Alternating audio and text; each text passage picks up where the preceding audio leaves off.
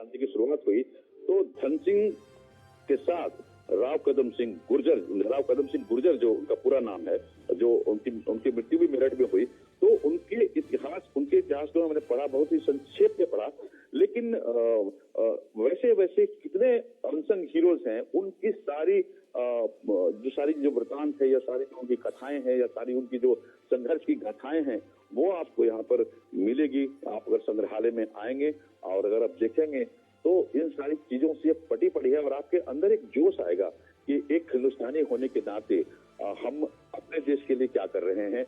जो काम जो हमारे क्रांतिकारी और शहीद करके गए, किस तरीके से उन्होंने अपना बलिदान दिया, उन्होंने अपना सर्वस्व न्यौछावर किया। आज हम एक आजाद मुल्क में आजाद हवा में हम सांस ले रहे हैं, तो हमें कृतज्ञ होना पड़ेगा उन क्रांतिकारियों पर, उन सेनानियों पर जिन्होंने हमको इस मुकाम तक पहुंचाया। तो काफी कुछ आप अगर यहाँ पर लाइब्रेरी में आएंगे तो मैंने राम कदम सिंह के बारे में बहुत सारा चीज मैंने बहुत सारे लोगों की गाथाएं हैं, लेकिन मैं बहुत प्रभावित हुआ उनके चीजों को पढ़ के कि किस तरीके से उन्होंने अपना एक अलग ही रियासत ही बना लिया था। राव कदम सिंह उसके रियासत के अंतिम राजा थे, नैन सिंह गुर्जर थे। तो राजा नैन सिंह गुर्जर के समय रियासत में 349 गांव थे और इसका क्षेत्रफल लगभग 800 वर्ग मील था। तो 1818 में नैन सिंह की मृत्यु के बाद अंग्रेजों ने रियासत पर कब्जा कर लिया। इस क्षेत्र के लोग पुनः अपना राजा चाहते थे, इसलिए क्रांतिकारियों ने कदम सिंह गुर्जर को अपना राजा घोषित किया। तो काफी कुछ चीजें हैं जिसे आप यहाँ पर पढ़ेंगे, आपको इतिहास के बारे में जानकारी मिलेगी, स्वतंत्रता आंदोलन के बारे में जानकारी मिलेगी। तो आज प्रधानमंत्री का ये अपना विजिट जो है यहाँ पर, खासकर इस संग्रहालय का जो उन्होंने विजिट किया है, एक तरह से नए रूप में, नए रंग में आज दिख रहा है। और सारे जो यहाँ के लोग हैं, यहाँ के जो स्टाफ है, यहाँ के मेरठ के जो कैंट के निवासी हैं, वो उनका यही मानना है कि प्रधानमंत्री के आने से, उनके विजिट से इस संग्रहालय को नई चमक मिलेगी। और ये चमक सिर्फ उत्तर प्रदेश और भारत तक सीमित नहीं रहने वाली है, बल्कि अंतर्राष्ट्रीय स्तर पर मेरठ एक मानक बनेगा कि किस तरीके से स्वतंत्रता संग्राम की जो चिंगारी थी, जिस चिंगारी की लौ की सबसे पहली हवा जो है वो मेरठ ने दी थी। इसलिए मेरठ के लोगों को इस पर, अपने क्रांतिकारियों पर नाज है, अपने लोगों पर नाज है, अपने सैनिकों पर नाज है। और उसका आप कहें कि भाव अर्पित करने, पुष्प अर्पित करने, उनका सम्मान करने के लिए भारत के प्रधानमंत्री यहाँ पर उपस्थित है, लोगों से बातचीत कर रहे हैं। और पूरा माहौल अगर कहें तो राष्ट्रीयता से इस समय भरा हुआ है, भारत तक सीमित नहीं रहने वाली है, बल्कि अंतर्राष्ट्रीय स्तर पर मेरठ एक मानक बने। वर्णन कर रहे थे बेहद अहम। और कुछ देर पहले भी जैसे आपने शुरुआत की थी, और इन तस्वीरों को देखते हुए एक बार फिर से मैं चाहूंगा कि आप उस बारे में हमें बताएं, क्योंकि मैं चाहूंगा कि दर्शक एक बार फिर से इन तस्वीरों के जरिए वो भी जानने की कोशिश करें कि किस तरह से ये जो पहला स्वतंत्रता संग्राम था, क्या वजह थी और किस तरह से ये आगे बढ़ा। आपने कुछ देर पहले बहुत ही खूबसूरती से उसका वर्णन किया था। ये मैंने बताया कि जैसे 1857 का दिन जो है वो भारत के इतिहास में बड़े स्वर्णाक्षरों में दर्ज है। और आज ही के दिन मेरठ से आजादी के पहले आंदोलन की शुरुआत हुई थी, यानी 10 मई 1857 की मैं बात कर रहा हूँ। तो 85 सैनिकों के विद्रोह की जो चिंगारी यहाँ से निकली, वह धीरे धीरे ज्वाला बनी। तो क्रांति की तैयारी तो सालों से की जा रही थी। जब नाना साहब हो, चाहे अजीमुल्ला हो, रानी झांसी हो, तात्या टोपे हो, कुंवर सिंह हो, जगदीश सिंह हो, मौलवी अहमद उल्ला शाह हो और बहादुर शाह जफर जैसे नेता क्रांति की भूमिका तैयार करने में अपने अपने असर से लगे थे। तो इतिहास के दस्तावेजों में यह बात दर्ज है कि क्रांति की अंतर्राष्ट्रीय स्तर पर तैयारी हो चुकी थी। मैंने आपको पहले बताया था कि इंग्लैंड के दुश्मन देश जो थे, रूस और ईरान ने समर्थन देने का भरोसा दिया था। सैनिकों के विद्रोह के बाद किसान, मजदूर, काश्तकार और आदिवासियों ने करीब 2.5 साल इसे आंदोलन के रूप में जिंदा रखा।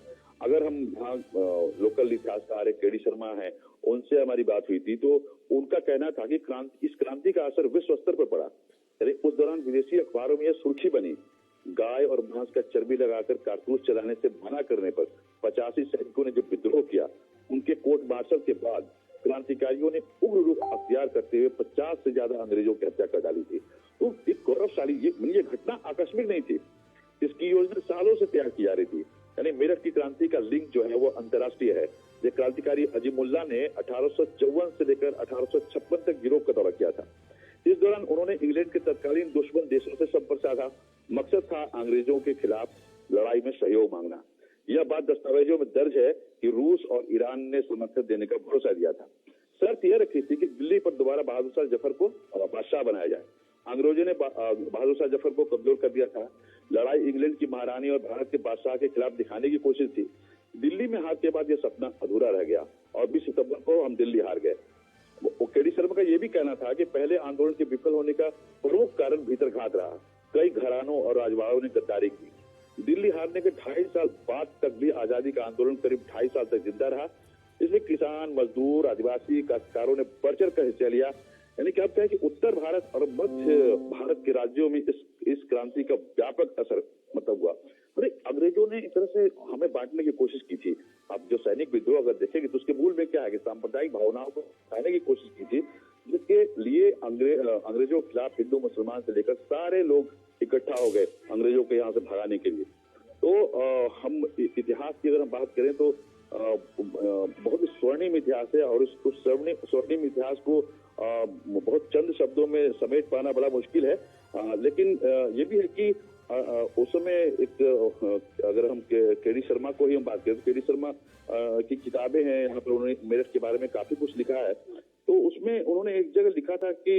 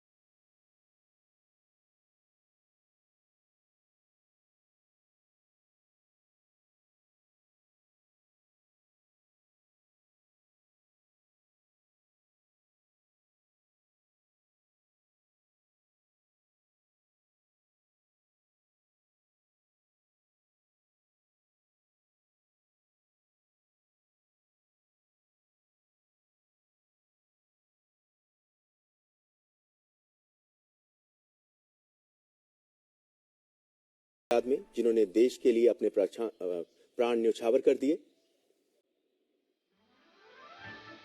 उत्तर प्रदेश के मुख्यमंत्री योगी आदित्यनाथ भी वहां पर मौजूद हैं।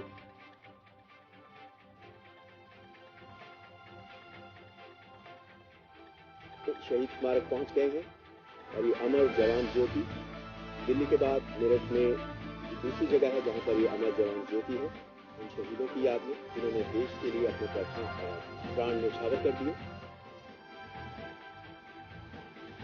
उत्तर प्रदेश के मुख्यमंत्री योगी आदित्यनाथ भी वहां पर मौजूद हैं।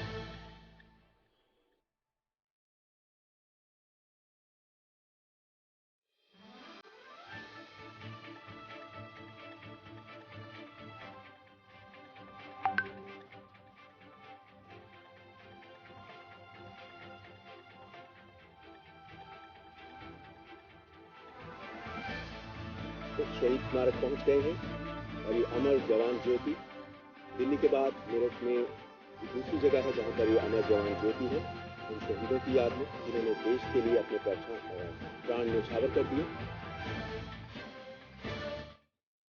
उत्तर प्रदेश के मुख्यमंत्री योगी आदित्यनाथ भी वहां पर मौजूद हैं।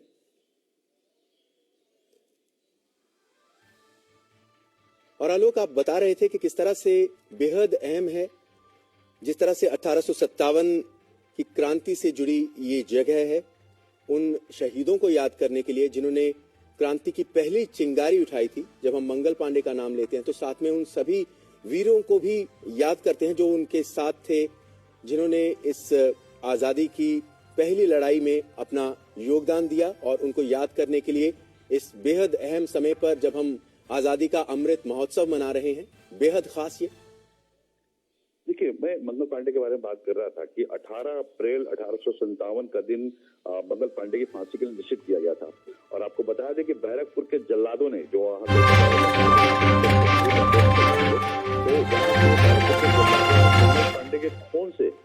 हाथ रंगने से इनकार कर दिया, यानी कि फांसी देने से उन्होंने मना कर, जल्लादों ने इनकार कर दिया। तब कोलकाता से 4 जल्लाद बुलाए गए और 8 अप्रैल 1857 को मतलब सूर्य जैसे उदित हुआ मंगल पांडे के बलिदान का समाचार संसार में प्रसारित किया गया। तो भारत के एक वीर पुत्र ने आजादी के यज्ञ में अपने प्राणों की आहुति दे दी। वही उस दिन की याद में भारत सरकार ने बैरकपुर में शहीद मंगल पांडे महाउद्यान के नाम से उसी जगह पर उद्यान बनाया था, तो गार्डन बनाया था। तो आप सोचे कि बैरकपुर से जो चिंगारी उठी वो मेरठ में आकर के यहाँ पर जो सिपाही क्रांति के रूप में हम लोग जानते हैं 1857 की क्रांति को, तो वहां से ये जो चिंगारी उठी, जिसको दबाने का बहुत प्रयास किया अंग्रेजों ने। इसको मंगल पांडे से उनको इतना डर था कि उसको दबाने की कोशिश की, किसी तरीके से इस घटना को आगे नहीं बढ़ा जाए। लेकिन जो जनमानस में एक तरह से क्रांति की मुहिम मंगल पांडे ने जगाई और 1857 में इस मेरठ की पावन धरती ने, इसको हम पावन धरती कहें, पवित्र धरती कहें, और हमारी जो 1947 में जो हमको आजादी मिली, तो उसमें सिपाही क्रांति या 1857 का विद्रोह ने ही उस आजादी के नींव को यहाँ पर तैयार किया था। तो ये अपने आप में काफी महत्वपूर्ण है। आप एक प्रधानमंत्री यहाँ पर पहुंचे हैं और आप देख सकते हैं जिस मंदिर में पहले वो गए थे, तो उस मंदिर के बारे में भी कहा जाता है कि जो कारतूसों को जो नया एक राइफल अंग्रेज के इन्फेंट्री में आया था, तो उसमें कारतूस के ऊपर जो था वो चर्बी लगा हुआ था। तो उसमें जो धर्म की जो मान्यता है, चाहे हिंदू धर्म की हो चाहे मुस्लिम धर्म की हो, तो उस मान्यता का चीरहरण करते हुए सैनिकों से कहा जा रहा था कि मुंह से वो, दांत से वो कारतूस को खोले। तो उसको लेकर के विद्रोह मंगल पांडे ने किया था वहां पर बैरकपुर से, और उसी विद्रोह की आंच यहाँ पर मेरठ भी आई और सैनिकों ने यहाँ मना किया कि हम ऐसा नहीं करेंगे। इसके बावजूद अंग्रेज बाज नहीं है, और बाज नहीं है तो इसका परिणाम ये हुआ कि जो सिपाही क्रांति थी, यानी सैनिकों की जो क्रांति थी, भारतीय सैनिकों की, उस क्रांति को मेरठ के जनमानस में फैल गई। और वो जनमानस में चाहे वो किसान हो रहे हो, चाहे वो मजदूर रहे हो, चाहे आम आदमी रहा हो, सबके सब सड़कों पे निकल आए। और अंग्रेजों को इतना बड़ा वहां पर से आघात लगा कि जिस आघात का परिणाम अंग्रेजों को भुगतना पड़ा जब 15 अगस्त 1947 को उन्हें देश को छोड़ के जाना पड़ा। तो अपने आप में बहुत ही महत्वपूर्ण दिन है और बहुत महत्वपूर्ण स्थान है जहां पर हम मेरठ में यहाँ पर उपस्थित हैं। तो प्रधानमंत्री का ये बहुत ही इम्पोर्टेंट, अगर कहे कि उन्होंने वीरों को सम्मान दिया। यहाँ मेरठ के लोगों में काफी खुशी है कि प्रधानमंत्री के आने के बाद इसको एक टूरिज्म का रूप दिया जाए, जिससे कि पूरे देश के लोग आए यहाँ पर मंगल पांडे के बारे में जाने, सिपाही विद्रोह के बारे में जाने, और मेरठ की उस महान क्रांति को याद करें जिस क्रांति ने हमको आजादी का मार्ग प्रशस्त कराया। तो ये आज का दिन ऐतिहासिक है, खासकर उत्तर प्रदेश की जनता के लिए, उत्तर प्रदेश के लोगों के लिए, हम कहें कि संपूर्ण भारत के लिए अपने आप में आज का ये दिन बहुत ही महत्वपूर्ण है। और मैंने जैसा कि पहले आपको बताया कि 4 वेन्यू है यहाँ पे। पहला जो आपको मैंने बताया कि अमर जवान ज्योति है, जहाँ पर गेल यानी gas authority of India limited की ओर से और स्थानीय प्रशासन की ओर से, राज्य सरकार की ओर से ये अमर जवान ज्योति बनाया गया है। और यहाँ 24 आवर्स यहाँ पर ज्योति जलती रहती है जी। और इस वक्त आलोक हम देख पा रहे हैं कि मंगल पांडे की प्रतिमा को पुष्प अर्पित किए वहां पर, और प्रधानमंत्री पहले शहीद स्मारक पहुंचे और सबसे पहले अमर जवान ज्योति पहुंचे, फिर शहीद स्मारक और अब मंगल पांडे की प्रतिमा पर। और उत्तर प्रदेश के मुख्यमंत्री योगी आदित्यनाथ और राज्यपाल आनंदीबेन पटेल भी वहां पर मौजूद हैं। और बेहद अहम कि आजादी का अमृत महोत्सव के तहत इस तरह के कार्यक्रम जिस तरह से चलाए जा रहे हैं पूरा वर्ष, बेहद अहम सभी खासकर युवा पीढ़ी के लिए। और इस तरह के कार्यक्रम जब आयोजित होते हैं, प्रधानमंत्री वहां पर पहुंचते हैं, तो अपने आप लोगों का ध्यान इस तरफ जाता है और हम अपने उन वीरों की गाथाओं को याद करते हैं, उनकी बात करते हैं, और अपने उस स्वर्णिम जो दुनिया का सबसे अहम कह सकते हैं जो भारतीय स्वतंत्रता संग्राम रहा है, उसकी यादों को ताजा करते हैं, अपने अतीत में झांकते हैं। तो गर्व से सीना चौड़ा भी होता है और काफी कुछ सीख भी मिलती है। सही कहा आपने। आप अगर देख रहे हैं कि अभी आजादी का जो अमृत महोत्सव मनाया जा रहा है, तो आप अगर मेट्रो से यात्रा करते हैं, दिल्ली मेट्रो से आप यात्रा करते हैं, तो मेट्रो स्टेशन पे आप देखें कि उन अनसंग हीरो जिसे कहते हैं, जिनको इतिहास में या जिनको महापुरुषों का दर्जा नहीं दिया गया, वैसे वीरों को जिनको याद नहीं किया गया, उन वीरों की प्रदर्शनी लगाई गई है, फोटो प्रदर्शनी लगाई गई है। साथ ही साथ उनका जो पूरा जीवन रहा है किस तरीके से उन्होंने आजादी के लिए अपनी आहुति दी या आजादी के लिए अपने जीवन को सर्वस्व जो न्यौछावर किया। तो इन चीजों को आप देख सकते हैं कि सारे मेट्रो स्टेशन पे ऐसे ऐसे आपको अनसंग हीरो मिलेंगे जो हो सकता है कि आपके गांव के हों या हो सकता है कि आपके घर के पास के हों, लेकिन अभी तक इतिहास ने उनको वो स्थान नहीं दिया जिस स्थान के लिए जिस स्थान पर उनको होना चाहिए था। तो इसी तरीके से जो हमारी कला और संस्कृति है, उस कला और संस्कृति मंत्रालय की अगर हम बात करें तो वो भी आजादी के अमृत महोत्सव को उसी तरीके से मना रहे हैं और वैसे लोगों को, वैसे हीरोज को हमारे देश के सामने ला रहे हैं, युवाओं के सामने ला रहे हैं जिसको इतिहास की किताबों में जगह नहीं दी गई या जिनको बताया नहीं गया अभी तक। तो वैसे लोगों को आजादी के अमृत महोत्सव जो सरकार बना रही है, और हम कहें कि उसी का एक पार्ट है जब प्रधानमंत्री आज यहाँ पर ध्यानचंद स्पोर्ट्स यूनिवर्सिटी का उद्घाटन करने आए थे। लेकिन मेरठ की जो संस्कृति है, जब मेरठ का जो इतिहास है, वो मेरठ के सिपाही विद्रोह आंदोलन के बिना अधूरा है। तो उसी को याद करना, उसी को सम्मान देना और उसको एक पूरी दुनिया में आज प्रधानमंत्री यहाँ पर विजिट करने आए हैं, तो ये संदेश पूरी दुनिया में गया। ये संदेश पूरे अंग्रेज जिन्होंने हमारे देश पर राज किया, अगर हम 1857 की क्रांति की बात करें तो इसको एक वैश्विक स्तर पर ले जाने में भी मेरठ के लोगों ने या मेरठ की क्रांति ने अहम भूमिका निभाई थी।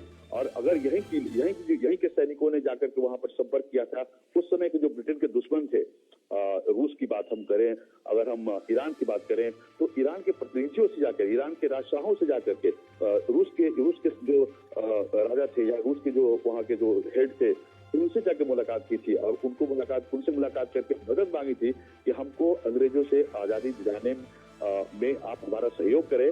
और ये भी स्पष्ट है, इतिहास की किताबों में उसे पढ़ाया नहीं गया हो, लेकिन इतिहास की किताबों में ये भी दर्ज है कि रसिया और ईरान दोनों तैयार हो गए थे मेरठ के इन्हीं क्रांतिकारियों के पहल पर कि हम आपकी सहायता करेंगे अंग्रेजों के खिलाफ आपसे लड़ने के लिए। तो बहुत ही जबरदस्त इतिहास है मेरठ का। तो उस मेरठ के इतिहास को आज एक स्वर्णाक्षरों में लिखा जाएगा। प्रधानमंत्री ने जो विजिट किया, प्रधानमंत्री ने सिर्फ विजिट ही नहीं किया बल्कि वैसे लोगों से भी मिलेंगे जो मेरठ के बारे में, जो मेरठ के इतिहास के बारे में लिख करके दुनिया को ये बताया है कि मेरठ का क्या स्थान रहा है भारतीय स्वतंत्रता संग्राम के आंदोलन में। तो उन लोगों से भी मिलेंगे, उन लोगों से भी बात करेंगे। तो ये अपने आज हम कहेंगे तेज आज का दिन मेरठ के लिए, उत्तर प्रदेश के लिए और पूरे भारतवर्ष के लिए गर्व का विषय है। बिल्कुल आपने सही कहा, लोग पूरे भारत के लिए गर्व का दिन है। और ये तस्वीरें जिनको अवलोकन कर रहे हैं प्रधानमंत्री, ये तस्वीरें अपने आप में बताती हैं कि किस तरीके से जो आजादी का जो पहला संग्राम था उसके लिए तैयारी की गई थी और किस तरह से जो वहां से एक चिंगारी उठी और बाद में भारत ने 1947 में आजादी हासिल की। और लगातार इन जो पहले क्रांतिकारी थे या जिन लोगों ने देश के इस पहले स्वतंत्रता संग्राम में हिस्सा लिया, वो जो अलग जगाई, वो जो उसके बाद किस तरह से आगे बढ़ते गए। और ये इस समय प्रधानमंत्री राजकीय स्वतंत्रता संग्राम संग्रहालय का जायजा ले रहे हैं। वहां पर जो तस्वीरें हैं उनको देखते हुए और उनके बारे में पढ़ते हुए, जानकारी हासिल करते हुए, ये अकेला ऐसा संग्रहालय है जो 1857 की क्रांति पर बना हुआ है मेरठ में ये।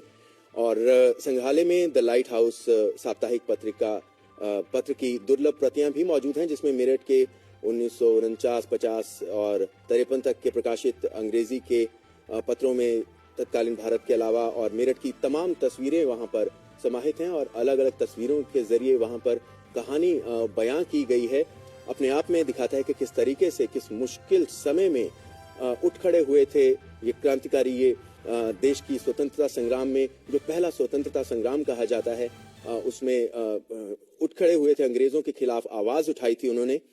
और इस अगर संग्रहालय की बात करें तो यहाँ पर इंडियन नेशनल आर्मी के सिपाहियों की वर्दी, नेताजी सुभाष चंद्र बोस के दुर्लभ चित्र, भारत के कई महापुरुषों पर जारी डाक टिकट और पुराने सिक्के और सुभाष चंद्र बोस की वर्दी और कुछ बेहद अहम और अन्य चीजें भी यहाँ पर मौजूद हैं। अपने आप में आलोक कह सकते हैं कि जब भी ऐसे किसी संग्रहालय में जाने का मौका मिलता है, जब हम जाते हैं तो कुछ और सोच होती है, लेकिन जब बाहर निकलते हैं अलग ही सोच होती है, अलग ही नजरिया होता है, अलग ही भाव होता है। मैंने आपको पहले भी कहा कि जो अनसंग हीरो हैं, जिनके बारे में इतिहास में नहीं ज्यादा बताया गया या ज्यादा उनके बारे में नहीं कहा गया, तो यहाँ पर हम जब संग्रहालय में थे तो हमने मेरठ के स्वतंत्रता संग्राम में बहुत सारे स्वतंत्रता सेनानी थे जो सैनिक के रूप में थे। उनमें से एक थे राव कदम सिंह जी। राव कदम सिंह 1857 ईस्वी के स्वतंत्रता संग्राम में मेरठ के पूर्वी क्षेत्र में क्रांतिकारियों के बहुत बड़े नेता थे। उनके साथ 10,000 क्रांतिकारी थे जो कि प्रमुख रूप से मवाना, हस्तिनापुर और बहसुआ क्षेत्र के थे। ये क्रांतिकारी कफन के प्रतीक के तौर पर सिर पर सफेद पगड़ी बांधकर चलते थे। और 10 मई की संध्या को जब 1857 में मेरठ की क्रांति की शुरुआत हुई तो धन सिंह के साथ राव कदम सिंह गुर्जर जो उनका पूरा नाम है, जो उनकी मृत्यु भी मेरठ में हुई, तो उनके इतिहास को मैंने पढ़ा, बहुत ही संक्षेप में पढ़ा, लेकिन वैसे कितने अनसंग हीरोज हैं, उनकी सारी जो वृतांत है या सारी उनकी कथाएं हैं या सारी उनकी जो संघर्ष की गाथाएं हैं, वो आपको यहाँ पर मिलेगी। आप अगर संग्रहालय में आएंगे और अगर आप देखेंगे तो इन सारी चीजों से पटी पड़ी है और आपके अंदर एक जोश आएगा कि एक हिंदुस्तानी होने के नाते हम अपने देश के लिए क्या कर रहे हैं। जो काम जो हमारे क्रांतिकारी और शहीद करके गए, किस तरीके से उन्होंने अपना बलिदान दिया, उन्होंने अपना सर्वस्व न्यौछावर किया। आज हम एक आजाद मुल्क में आजाद हवा में हम सांस ले रहे हैं, तो हमें कृतज्ञ होना पड़ेगा उन क्रांतिकारियों पर, उन सेनानियों पर जिन्होंने हमको इस मुकाम तक पहुंचाया। तो काफी कुछ आप अगर यहाँ पर लाइब्रेरी में आएंगे तो मैंने राम कदम सिंह के बारे में बहुत सारा चीज मैंने बहुत सारे लोगों की गाथाएं हैं, लेकिन मैं बहुत प्रभावित हुआ उनके चीजों को पढ़ के कि किस तरीके से उन्होंने अपना एक अलग ही रियासत ही बना लिया था। राव कदम सिंह उसकी रियासत के अंतिम राजा थे नैन सिंह गुर्जर थे। तो राजा नैन सिंह गुर्जर के समय रियासत में 349 गांव थे और इसका क्षेत्रफल लगभग 800 वर्ग मील था। तो 1818 में नैन सिंह की मृत्यु के बाद अंग्रेजों ने रियासत पर कब्जा कर लिया। इस क्षेत्र के लोग पुनः अपना राजा चाहते थे, इसलिए क्रांतिकारियों ने कदम सिंह गुर्जर को अपना राजा घोषित किया। तो काफी कुछ चीजें हैं जिसे आप यहाँ पर पढ़ेंगे, आपको इतिहास के बारे में जानकारी मिलेगी, स्वतंत्रता आंदोलन के बारे में जानकारी मिलेगी। तो आज प्रधानमंत्री का ये अपना विजिट जो है यहाँ पर, खासकर इस संग्रहालय का जो उन्होंने विजिट किया है, एक तरह से नए रूप में, नए रंग में आज दिख रहा है। और सारे जो यहाँ के लोग हैं, यहाँ के जो स्टाफ है, यहाँ के मेरठ के जो कैंट के निवासी हैं, वो उनका यही मानना है कि प्रधानमंत्री के आने से, उनके विजिट से इस संग्रहालय को नई चमक मिलेगी। और ये चमक सिर्फ उत्तर प्रदेश और भारत तक सीमित नहीं रहने वाली है, बल्कि अंतर्राष्ट्रीय स्तर पर मेरठ एक मानक बनेगा कि किस तरीके से स्वतंत्रता संग्राम की जो चिंगारी थी, जिस चिंगारी की लौ की सबसे पहली हवा जो है वो मेरठ ने दी थी। इसलिए मेरठ के लोगों को इस पर, अपने क्रांतिकारियों पर नाज है, अपने लोगों पर नाज है, अपने सैनिकों पर नाज है। और उसका आप कहें कि भाव अर्पित करने, पुष्प अर्पित करने, उनका सम्मान करने के लिए भारत के प्रधानमंत्री यहाँ पर उपस्थित है, लोगों से बात भी कर रहे हैं। और पूरा माहौल अगर कहें तो राष्ट्रीयता से इस समय भरा हुआ है। नेशनलिज्म की जो भावना है वो मेरठ के लोगों में भरी हुई है, खासकर जो स्थानीय लोग हैं। जी बिल्कुल आलोक, और तस्वीरों में हम देख पा रहे हैं जिस तरीके से आप वर्णन कर रहे थे, बेहद अहम। और कुछ देर पहले भी जैसे आपने शुरुआत की थी, और इन तस्वीरों को देखते हुए एक बार फिर से मैं चाहूंगा कि आप उस बारे में हमें बताएं, क्योंकि मैं चाहूंगा कि दर्शक एक बार फिर से इन तस्वीरों के जरिए वो भी जानने की कोशिश करें कि किस तरह से ये जो पहला स्वतंत्रता संग्राम था, क्या वजह थी और किस तरह से ये आगे बढ़ा। आपने कुछ देर पहले बहुत ही खूबसूरती से उसका वर्णन किया था। जी, मैंने बताया कि जैसे 1857 का दिन जो है वो भारत के इतिहास में बड़े स्वर्णाक्षरों में दर्ज है। और आज ही के दिन मेरठ से आजादी के पहले आंदोलन की शुरुआत हुई थी, यानी 10 मई 1857 की मैं बात कर रहा हूँ। तो 85 सैनिकों के विद्रोह की जो चिंगारी यहाँ से निकली, वह धीरे धीरे ज्वाला बनी। तो क्रांति की तैयारी तो सालों से की जा रही थी। जब नाना साहब हो, चाहे अजीमुल्ला हो, रानी झांसी हो, चाचा टोपे हो, कुंवर सिंह हो, जगदीश सिंह हो, मौलवी अहमद उल्ला शाह हो और बहादुर शाह जफर जैसे नेता क्रांति की भूमिका तैयार करने में अपने अपने असर से लगे थे। तो इतिहास के दस्तावेजों में यह बात दर्ज है कि क्रांति की अंतर्राष्ट्रीय स्तर पर तैयारी हो चुकी थी। मैंने आपको पहले ही बताया था कि इंग्लैंड के दुश्मन देश जो थे, रूस और ईरान ने समर्थन देने का भरोसा दिया था। सैनिकों के विद्रोह के बाद किसान, मजदूर, काश्तकार और आदिवासियों ने करीब 2.5 साल इसे आंदोलन के रूप में जिंदा रखा। अगर हम यहाँ लोकल इतिहासकार केडी शर्मा हैं, उनसे हमारी बात हुई थी, तो उनका कहना था कि इस क्रांति का असर विश्व स्तर पर पड़ा। यानी उस दौरान विदेशी अखबारों में यह सुर्खी बनी, गाय और भैंस का चर्बी लगाकर कारतूस चलाने से मना करने पर 85 सैनिकों ने जो विद्रोह किया, उनके कोर्ट मार्शल के बाद क्रांतिकारियों ने उग्र रूप अख्तियार करते हुए 50 से ज्यादा अंग्रेजों की हत्या कर डाली थी। तो एक गौरवशाली ये घटना आकस्मिक नहीं थी, इसकी योजना सालों से तैयार की जा रही थी। यानी मेरठ की क्रांति का लिंक जो है वो अंतर्राष्ट्रीय है। ये क्रांतिकारी अजीमुल्ला ने 1854 से लेकर 1856 तक यूरोप का दौरा किया था। इस दौरान उन्होंने इंग्लैंड के तत्कालीन दुश्मन देशों से संपर्क साधा। मकसद था अंग्रेजों के खिलाफ लड़ाई में सहयोग मांगना। यह बात दस्तावेजों में दर्ज है कि रूस और ईरान ने समर्थन देने का भरोसा दिया था। शर्त यह रखी थी कि दिल्ली पर दोबारा बहादुर शाह जफर को बादशाह बनाया जाए। अंग्रेजों ने बहादुर शाह जफर को कमजोर कर दिया था। लड़ाई इंग्लैंड की महारानी और भारत के बादशाह के खिलाफ दिखाने की कोशिश थी। दिल्ली में हार के बाद यह सपना अधूरा रह गया और 20 सितंबर को हम दिल्ली हार गए। केडी शर्मा का यह भी कहना था कि पहले आंदोलन के विफल होने का प्रमुख कारण भीतरघात रहा। कई घरानों और राजवाड़ों ने गद्दारी की। दिल्ली हारने के 2.5 साल बाद तक भी आजादी का आंदोलन करीब 2.5 साल तक जिंदा रहा। इसमें किसान, मजदूर, आदिवासी, काश्तकारों ने बढ़ चढ़ कर हिस्सा लिया। यानी कि आप कहें कि उत्तर भारत और मध्य भारत के राज्यों में इस क्रांति का व्यापक असर हुआ। अरे अंग्रेजों ने इस तरह से हमें बांटने की कोशिश की थी। अब जो सैनिक विद्रोह अगर देखेंगे तो उसके मूल में क्या है कि सांप्रदायिक भावनाओं को हटाने की कोशिश की थी, जिसके लिए अंग्रेजों के खिलाफ हिंदू मुसलमान से लेकर सारे लोग इकट्ठा हो गए अंग्रेजों के यहाँ से भगाने के लिए। तो हम इतिहास की अगर हम बात करें तो बहुत ही स्वर्णिम इतिहास है और उस स्वर्णिम इतिहास को बहुत चंद शब्दों में समेट पाना बड़ा मुश्किल है। लेकिन ये भी है कि उस समय अगर हम केडी शर्मा को ही हम बात करें तो केडी शर्मा की किताबें हैं, यहाँ पर उन्होंने मेरठ के बारे में काफी कुछ लिखा है। तो उसमें उन्होंने एक जगह लिखा था कि